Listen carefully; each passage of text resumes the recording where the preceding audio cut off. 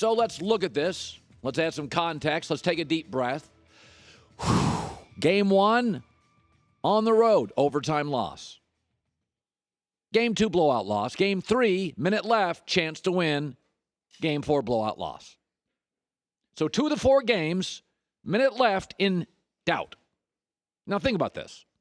If I said to you going into this series, one team has 4 of the top 15 players in the world, home court advantage, better coach, younger, better, more athletic roster, probably deeper, and oh, by the way, the refs will give them a huge break in game 1 at home.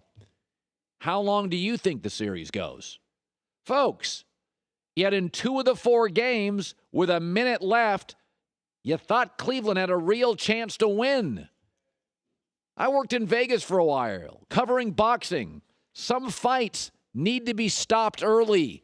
That's not quitting. There's a reason you, me, the world thought it would be a sweep or a 5-gamer.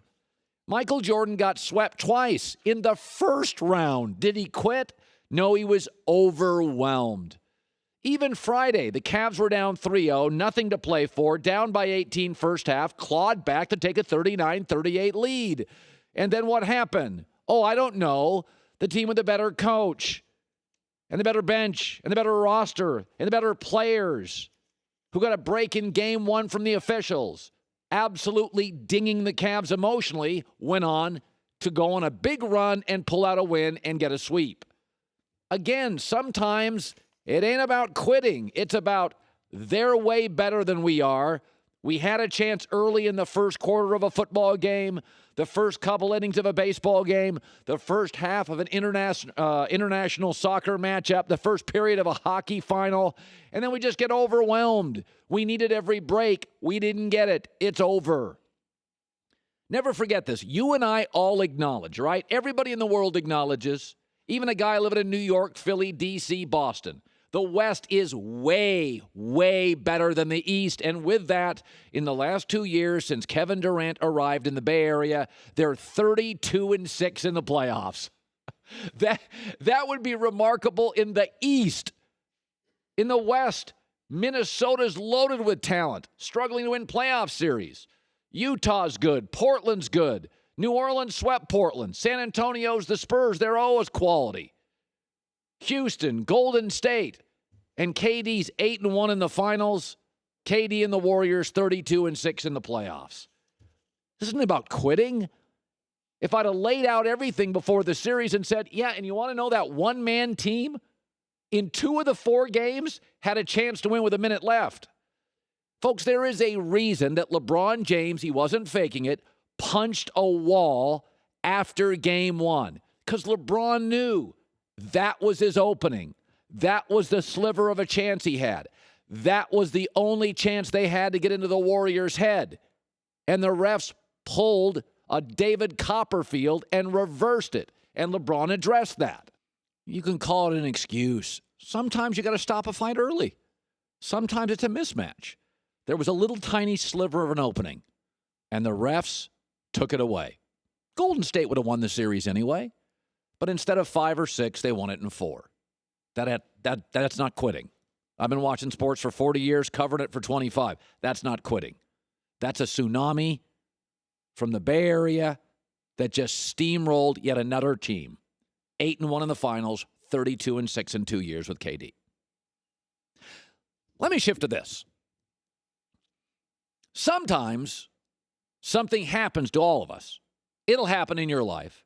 Maybe not now, maybe not yet, but it will. It will feel really, really painful in the moment. But big picture, long term, a year later, 10 years later, it was the best thing. A lot of people say that about divorces. Really, really painful. Kids, relationship, friends, property. But then 10 years later, we're both happier. I know what you're thinking right now. Kevin Durant crushed LeBron. In your face, LeBron. It's over. No. This is a great thing, big picture for LeBron. Because we just saw loyal LeBron, who went back home, gets steamrolled by opportunistic, mobile Kevin Durant. All of us watched it on TV, the grandest stage. We just watched loyalty get thumped by mobility.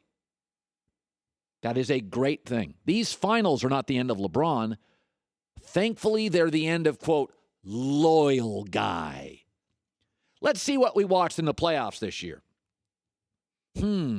Russell Westbrook is loyal, right? He stayed in Oklahoma City. I know it's not glamorous. I know it feels like a college town, but I stayed there. And for the second straight year, loyal Westbrook runs out of gas, arguing with fans, shot fighter, steamrolled in the first round of the playoffs. DeMar DeRozan, hey man, a lot of people wanted him. They did. I'm going to stay in Canada with that miserable tax rate and that cold weather in the winter.